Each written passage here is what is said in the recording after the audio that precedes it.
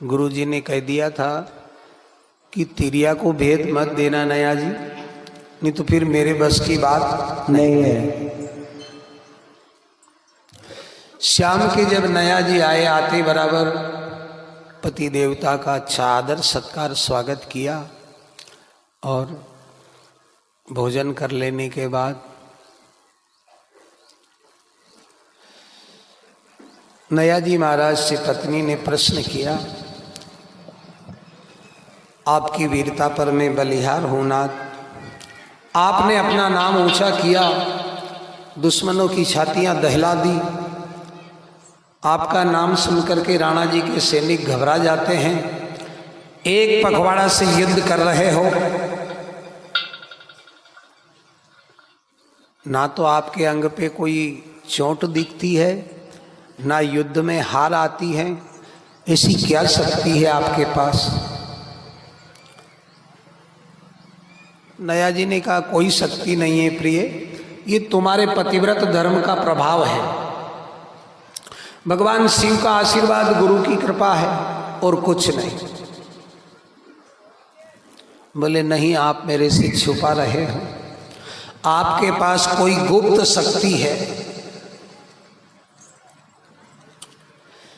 कोई शक्ति नहीं है, जिद मत करो, हरा थका हूं, मुझे आराम करने दो।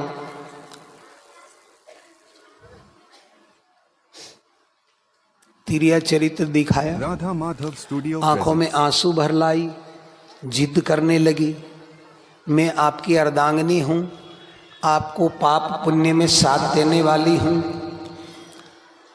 आपका जीवन सुख में देखना चाहती हूं, और मैंने आपसे कोई बात कब छुपाई? आपकी कोई बात मैंने किसी से कब कही जो आप मेरे से छुपाव रख रहे हो? अपने मन की बात मुझे नहीं बता रहे ना।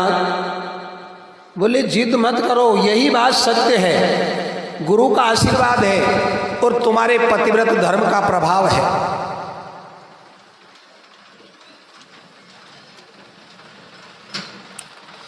सारी रात बीत गई, ना तो खुद सोई ना नया जी को सोने दिया, हजारों बातें। नया जी ने कहा, जिद मत करो,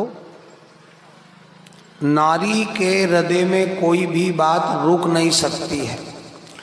उन महापुरुष ने क्यों मना किया होगा तिरिया को भेद देने से? वो कहने की बात नहीं है। अब तो और दृढ़ विश्वास हो गया कि मेरे से प्राणनाथ छुपा रहे हैं, इनके पास कोई गुप्त शक्ति है। जय हो। अब विवाद करते करते सारी रात बीत गई, प्रातःकाल होने पे आया। नया जी ने हार मान के कहा, तुम जिद कर रही हो और मैं भी तुम जैसी पत्नी पाके धन्य हुआ हूं, पर वो बात ही ऐसी है प्रिय, कहने योग्य नहीं है। तो बोले मेरे से छुपा रहे? मैं तो आपके चरणों की दासी हूं नाथ, तो तुम जान के करोगी क्या? बोले कुछ नहीं, पर बता दो आप, तो मैं भी निर्भय रहूंगी कि मेरे पति देव को ये गुप्त शक्ति साथ दे रही हैं, और हो सके तो मैं भी आपकी और कुछ मदद करूंगी। तुम मदद नहीं करोगी, तुम मेरा विनाश कर दोगी, मत पूछो। बोले अपना सुहाग में स्वयं उजाड़ दूं? मूर्ख हूं क्या? ऐसा क्यों करूंगी नाथ में? ठीक है, किसी से कहना मत, गुरु ने साफ मना किया है तिरिया को भेद देने से, और यदि तुमने ये बात किसी से कह दी तो फिर तुम मेरी पत्नी नहीं हो, तुम मेरी मृत्यु हो, ये अच्छी तरह सोच लेना। कहाँ से बोल दिया? हेलो, कहाँ से बोल रही है?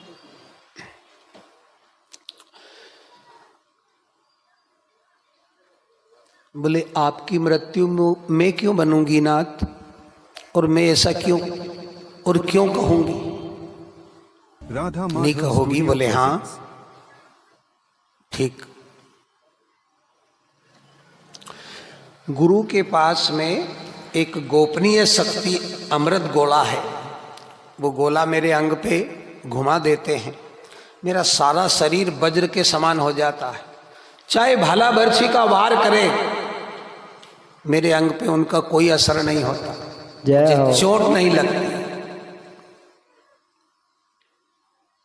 और युद्ध में मेरी हार नहीं आती। गुरु की कृपा से मुझे अपार बल, अपार शक्ति प्राप्त होती है। ठीक है,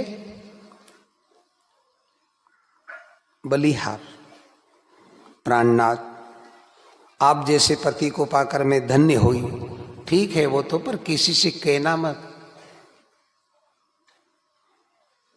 नया जी महाराज शस्त्र बांधकर और पत्नी ने भुजा पूज आरती की, तिलक निकाला, विदा हुए।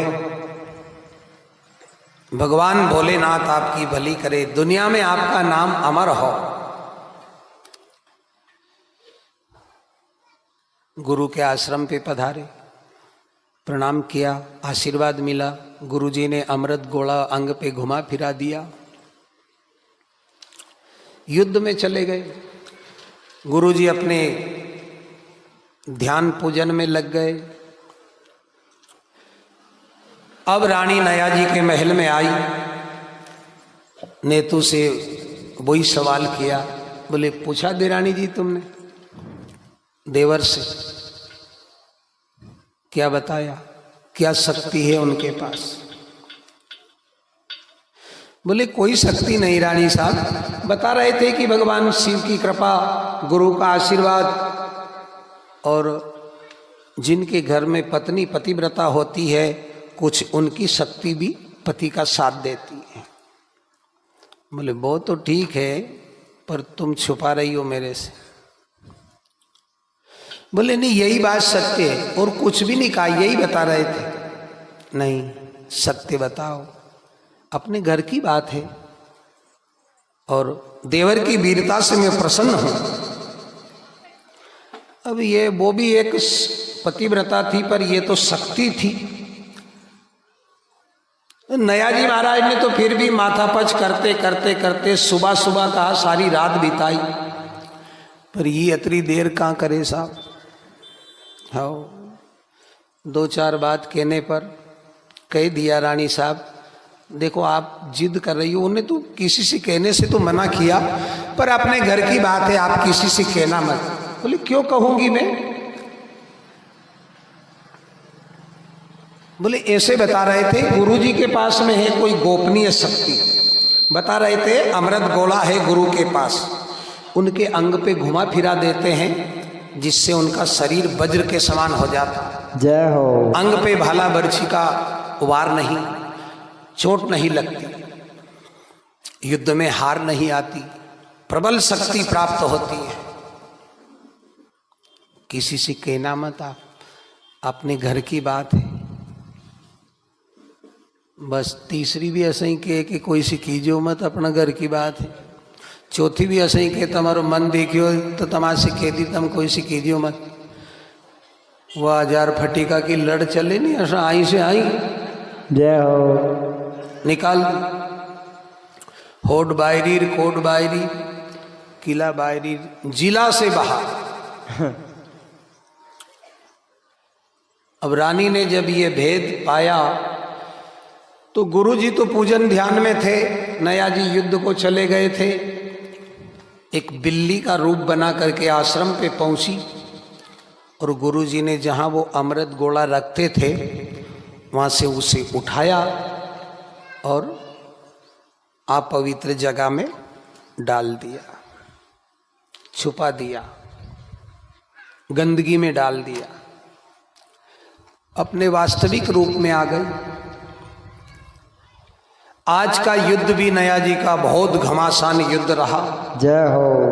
हजारों लाखों वीर धराशायी हो गए, वीरों के रक्त से नाला बह गया, रक्त नाला से बहकर खारी नदी तक आ गया। घोड़ा, अश्वार, हाथी युद्ध में मारे गए। सूर्य देवता अस्त हुए, युद्ध बंद हुआ। अब नया जी महाराज गुरु जी के आश्रम पे पधारे। सारा तन पसीने से, कपड़े गच थे, प्यास लग रही थी। गुरु जी नया जी का वो थकावट श्रम दूर करने के लिए वो अमृत गोला लेने के लिए अंदर गए और जहाँ उसे रखते थे उस जगह उन्हें वो नहीं मिला। तो गुरु जो अंदर गए और रूप अलग था और अंदर से जब बाहर आए वो रूप अलग था। बहुत बिगड़े नया जी के ऊपर, आंखें लाल कर कहने लगे, मूर्ख,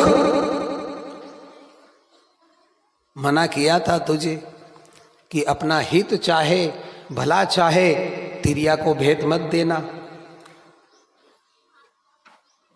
गुरु की आज्ञा का उल्लंघन किया।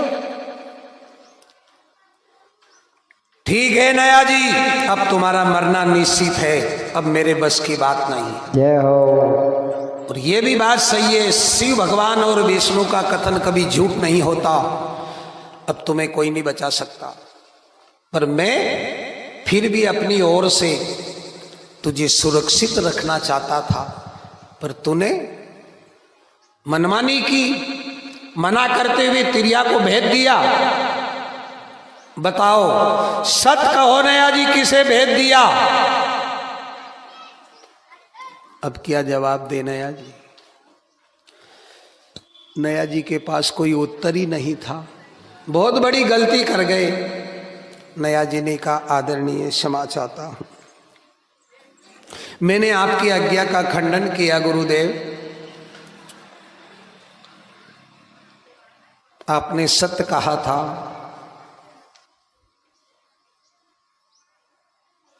तो फिर अब मरने के लिए तैयार हो जाओ नया जी, अब तुम्हें कोई नहीं बचा सकता। मंजूर है गुरुदेव, मरने का भय नहीं है, इसका नाम ही मृत्यु लोग ही, या तो जो जन्मा उसे मरना ही है। पर जो कुछ हुआ अच्छा हुआ, प्यासा हूं, एक कमंडल जल पिला दो गुरुदेव। गुरुजी शांत हुए, नया जी को जलपान करवाया और फिर कहने लगे, ठीक है, अब जो हुआ सब अच्छा हुआ, सब हरि की इच्छा है और अब पछताना भी उचित नहीं है नया जी। जय हो। जाओ जमाने में नाम कमाओ, जगत जानेगा तुम्हें, दुनिया में नाम अमर रहे। नया जी ने कहा, गुरुदेव, जो मेरी दासी, मेरी अर्धांगिनी, मेरी पत्नी, और उसे मैंने सारी बातें बता दी थी कि मेरे गुरुदेव ने मना किया है भेद देने से, पर तुम जिद कर रही हो, हट कर रही हो, पर किसी से कहना मत। और उसने वही किया। जब मेरी पत्नी ही मेरी मृत्यु का कारण बन गई, तो फिर अब घर जाने से मतलब भी क्या रहा? नहीं जाऊंगा, अब घर नहीं जाऊंगा, अब युद्ध में जाऊंगा। आशीर्वाद दो गुरुजी। जय हो। नहीं आए घर। गुरु से आशीर्वाद लेकर रात्रि के समय फिर युद्ध संग्राम के लिए बिरोटिया के खेत में खारी के ढाबे पहुंच गए। और नया जी ने युद्ध की ललकार मारी। नया जी की आवाज़ सुन के सैनिक भयभीत हुए। बड़े बड़े सूरवीर बोले, नया रात्रि के समय युद्ध के लिए ललकार रहा, अभी अभी गया था, फिर वापस आ गया।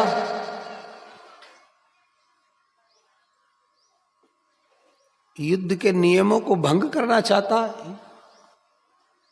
किसी ने कहा कि भंग नहीं करना चाहता है, वो मरना ही चाहता है, मारा जाएगा। उधर से वीरों ने शस्त्र उठाए, हुआ युद्ध प्रारंभ। और इधर जब धीरे धीरे समय बीतने लगा, रात्रि ज़्यादा बीत गई, तो साड़ू माता, नया जी की पत्नी, तेवीसी भाई, ये भी सब नया जी के इंतजार में परेशान।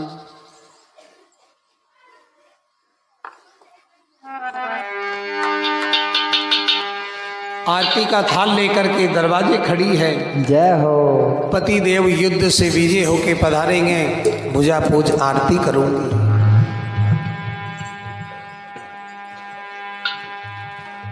और उस बात को भूल गई कि इनकी मृत्यु का कारण मैं ही बनी।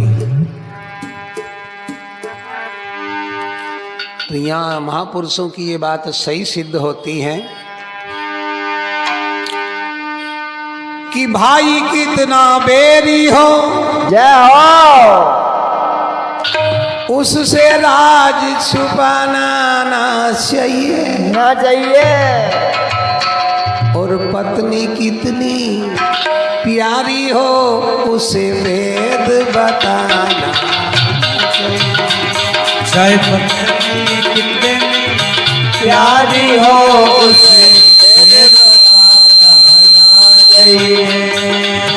पत्नी कितनी प्यारी हो, उसे भेद बताना ना चाहिए। चाहे पत्नी कितनी प्यारी हो, उसे भेद बताना ना चाहिए। भाई पर जब कोई मुसीबत आती है, भाई पे जब लट चलता है तो फिर भाई से देखा रहा नहीं जाता है। भाई एक भुजा के समान होता है, एक खून है, नहीं देख सकते। और पत्नी भी, सब पत्नी एक समान नहीं होती। पत्नी भी पति के साथ अपने आप को समर्पण कर देती हैं। और हुई ये महासत्यावर की तो गाथा है। पर बस ये एक ही बहुत बड़ी खामी, और इनका बस की भी बात नहीं है। मैं आपको पहले भी सुना चुका होगा, बहुत बड़ी बात छुपाई थी नारी जाति ने। जब कुंती माँ ने कर्ण के वध पर रुदन किया तो युधिष्ठिर को जब ये अंत समय में माता ने वो राज खोला, युधिष्ठिर महाराज नाराज हो गए, बोले माँ जय हो। हमारे हाथ से हमारे भाई, बड़े भाई का वध करवा दिया और ये बात आज बता रही हो। श्राप देता हूं नारी जाति को, आज के बाद में नारी गोपनीय से गोपनीय बात को छुपा कर नहीं रख सकेगी। तो युधिष्ठिर का श्राप है साहब, इनका बस की बात नहीं है, अब ये छुपा कर नहीं रह सकती, चाहे कैसी भी गुप्त बात हो, कहना पड़ेगा इन्हें। जिस भजन में राम का नाम ना हो, भजन को गाना ना चाहिए। जिस भजन में राम का नाम ना हो, उस भजन को गाना ना चाहिए।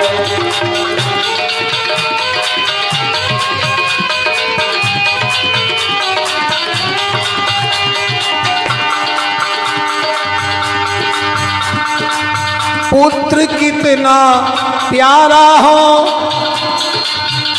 उसे सिर पे चढ़ाना ना चाहिए।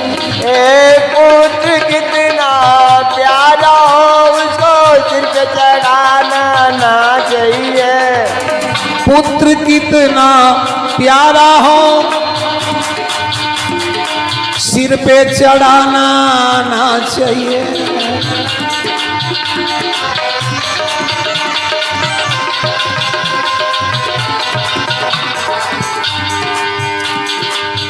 पुत्र, युधिष्ठिर ने यक्ष ने युधिष्ठिर से पूछा कि आत्मज क्या होते हैं। युधिष्ठिर ने उत्तर दिया, आत्मज पुत्र होता है, पुत्र पिता की आत्मा के समान होता है। तो ये नहीं कि पुत्र को लठी मारते रहो, बात ही मत करो, ऐसा नहीं।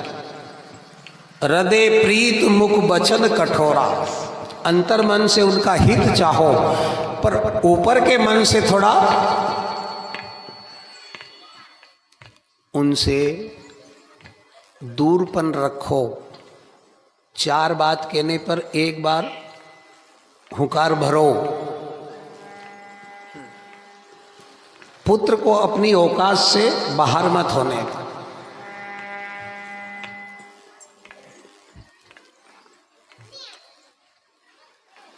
एक दाम्पत्य जीवन, एक पुत्र को जन्म देकर माता गुजर गई, अब पिता रह गए अकेले। पिता सीधे स्वभाव के थे, थोड़े सिंपल मिजाज के, तो अब पुत्र का लालन पालन करना सब पिता के ही ऊपर। पिताजी बड़े प्रेम से लाड़ से रखते थे उसे, बेचारा बिना माँ का है, इसके लिए सब कुछ मैं ही हूँ। भला बुरा नहीं कहते, ज़्यादा काम काज नहीं बताते थे। सुबह अंधेरा से पिताजी उठे, दूध निकाले, बुआरा जाड़ा करे, चूल्हो लगावे, चाय बनावे, फिर नानाए जगावे। 8 बजे उठ रहे ना, चाय पी ले, चाय बन गई, उठा, मुंह धो ले। अब नानो उठियो 8 बजे, हाथ मुंह धो के चाय पी, चाय पी के दोईबा बेटा चूल्हा के यहाँ बैठिया। नाना ने 2 पाँव उन्हीं पे धर दिया, कहीं के चूल्हा के आगे वो बाया, और कहीं बनावे पाल सरी की रे नहीं आगोन, कहीं के हाँ वो पे पाँव धरिया। चाय पी के बीड़ी सल गई। दाजी चुल्लाड़ी बैठी रही हो, सामने बैठी, बीड़ी सल गई, अंधुओं दाजी का मुंडा पेड़ रही हो।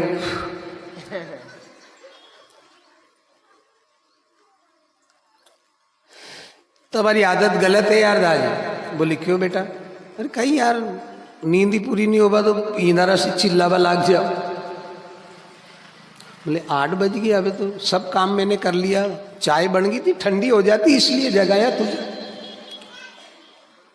नहीं पाकी हो तो चाय पी लेन फिर सो जा।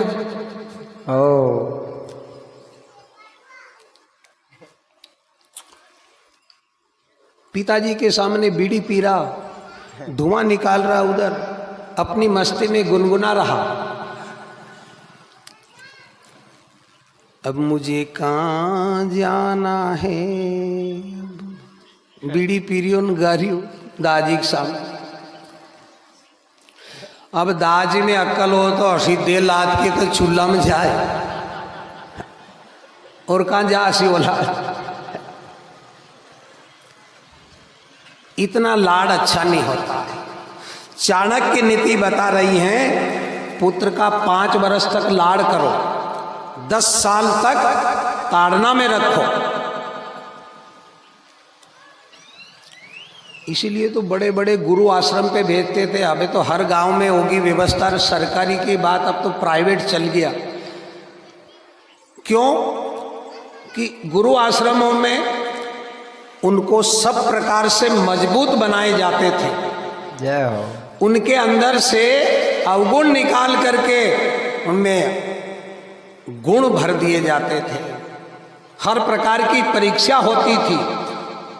कभी वक्त बेवक्त हो जाए, समय पे भोजन नहीं मिला तो बिना भोजन के रहने में ये कितना साहस रखता है। 2-2 दिन तक अन्न नहीं देते थे। फिर उनकी हिम्मत की, पराक्रम की परीक्षा होती थी। ये पितामह भीष्म ने चलाया था भारत के नव युवकों को। जो उनकी पढ़ाई थी, उनने जो परीक्षा ली थी, वो तो कुछ भी नहीं है साहब आजकल। और आजकल अगर जो मास्टर परीक्षा, कई परीक्षा लेगा भी, कभी लड़का के दे पड़े नानो रो तो घरे आवे तो बोले पापा की जरूरत नहीं पड़े, मम्मी चल जाए स्कूल, कम आठा माँ छोड़ा दी तुमने। मार में सार है, मारने नहीं दोगे तो वो सुधरेंगे नहीं, अच्छाई नहीं आएगी।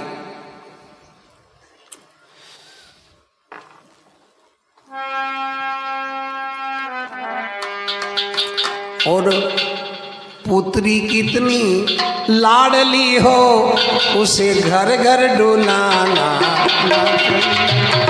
पुत्री कितनी लाडली हो, उसे घर घर घुमाना ना चाहिए।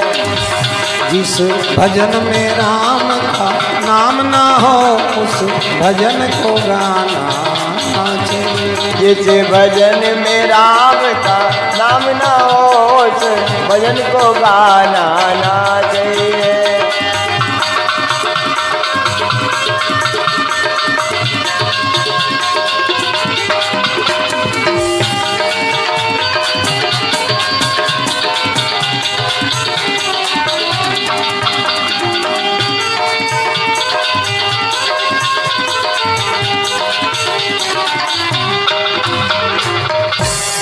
श्री देव नारायण भगवान की जय। तो नया जी की पत्नी और साडू माता दोनों दिरानी जेठानी को चैन नहीं पड़ रहा। नया जी की याद में रो रही हैं, इंतजार कर रही हैं। भाभी जी पता नहीं क्या हुआ, आज वो अभी तक नहीं लौटे। हर दिन एक पखवाड़े से युद्ध चल रहा पर वो समय पर आ जाते थे। आज उन्हें ज़्यादा विलंब हो गया। हो सकता कोई घटना घट गई हो और इस बात को भूल गई कि उनकी नाराज़गी का कारण तुम बनी हो।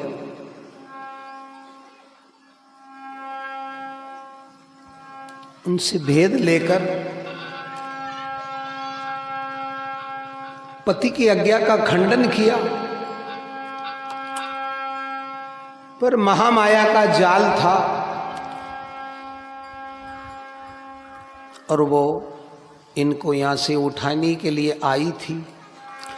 फिर शिव भगवान विष्णु जी का दिया वचन भी पूर्णता की ओर समापन होने पे आया था वो समय। Radha Madhav studio presents.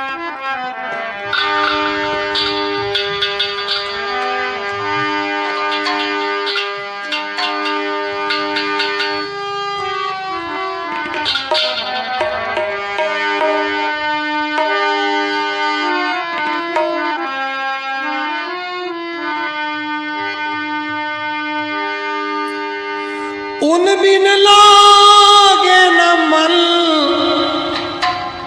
पिया आए ना भवन।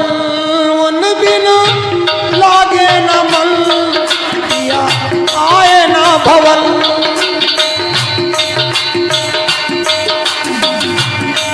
मैं द्वारे खड़ी की खड़ी रह गई। मैं द्वारे खड़ी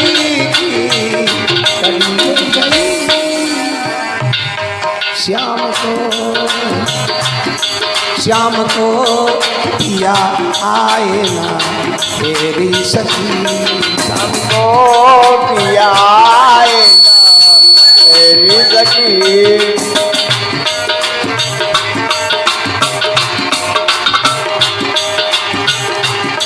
श्याम को पिया आए ना तेरी सखी।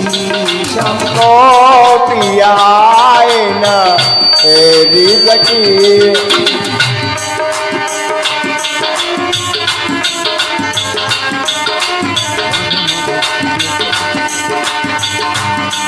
मुझे दे के खबर पिया आए नगर। दे के खबर पिया आए नगर। दे के खबर सखी आए नगर। दे के खबर सखी आए नगर। मेरी आरती सजी की सजी रह गई। मेरी आरती सजी की रह गई। मेरी आरती सजी की सजी रह गई।